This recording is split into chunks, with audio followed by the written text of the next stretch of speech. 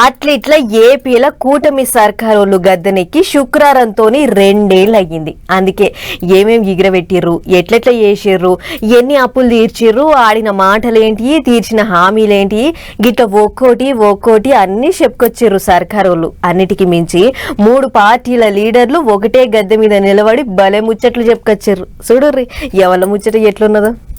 పోయిన ఎలక్షన్లల్లో పొత్తుగూడి గెలిచిన 3 దోస్తులు ఒక్కటే గద్దె మీద ఊకొని పబ్లిక్ కు పొట్టు ముచ్చట్లు చెప్పిండ్రు. ఓ దిక్కు సీఎం చంద్రబాబు సారు, ఇంకో దిక్కు deputy CM Pawan Kalyan sir, అటు పువ్వు పార్టీ అధ్యక్షుడు మాధవ్ సారు. 3 పార్టీల లీడర్లు చేయి పట్టుకొని కలిసే ఉంటాం, కలిసే నడుస్తాం, మా బంధం గట్టిదన్నట్టు పబ్లిక్ కు చూపించిండ్రు. ఇక ముచ్చట్లయితే మస్తు జోరుగా నడిచినాయి. తిరుపతిలో మీటింగ్ అయింది కాబట్టి ఐటీ మంత్రి లోకేష్ సారు అందరికంటే ముందుగాల ఎంకన్ననే తలుచుకున్నాడు. చెప్పులు వేసుకొని దేవుని నామం పలికితే మళ్ళీ ఏగజ్ పార్టీ వాళ్ళు లేనిపోని పంచాయతీ మోపు చేస్తారు అనుకుంటా ఏమగానే. ఇక చూడరి చెప్పులు ఇడిచి నామం పలికిండు. ఓం నమో వెంకటేశాయ, ఓం నమో వెంకటేశాయ, ఓం నమో వెంకటేశాయ.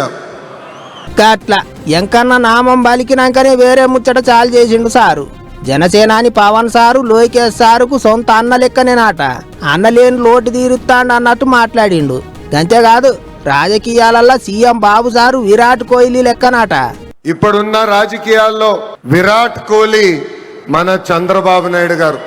అవతల వైపు బౌలర్లు మారుతా ఉంటారు, కానీ బ్యాట్స్మెన్ ఓన్లీ వన్, అది మన చంద్రబాబు నాయుడు గారు. రాయలసీమను రాయలసీమగా మార్చిన వ్యక్తి మన చంద్రబాబు నాయుడు గారు. చిన్న సారు తర్వాత పెద్ద సారు ముచ్చట కూడా జోరుగానే నడిచింది.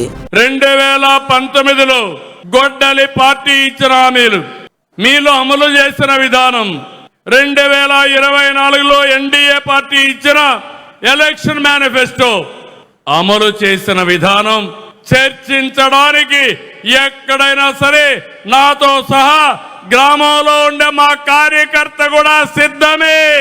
చొక్కా కాళ్ళ ఎగరేసి చెప్పింది చేశామని ప్రజల దగ్గరికి వెళ్ళమని మరొకసారి మిమ్మల్ని అందరినీ కోరుతున్నా. అటు ఉప ముఖ్యమంత్రి పవన్ సార్ మాట్లాడుకుంటా ముంగట కూడా 3 పార్టీలు కలిసే నడుస్తాం అన్నట్టు చెప్పుకొచ్చిండు.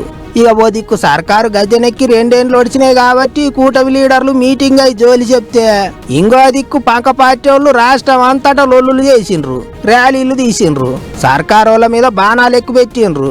మాజీ మంత్రులంతా రోడ్డెక్కి పంచాయతీ మోపు చేసిండ్రు. గుడివాడల కొడాలి నాన్న సార్ ఏమన్నాడో చూడండి.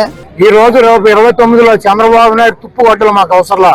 ఈ రోజు చంద్రబాబు నాయుడు కొట్టలతో సంబంధం లేకుండా ఈ రాష్ట్ర ప్రజలు 2029లో పరశురాముడి కొట్టలు జగన్మోహన్ రెడ్డి గారికి అందించబోతున్నారు.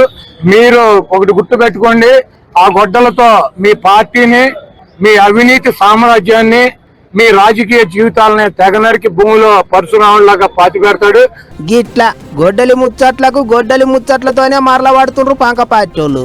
ఆ ముచ్చట్లు సవాళ్ళు చూస్తుంటేనైతే కూటమి సర్కారుకు 2 ఏళ్ళు నిండినాయి కాబట్టి ఇక ఏపీలో రాజకీయం దుమ్ములేసేటట్టే ఉన్నది అనుకుంటారు చాలా మంది.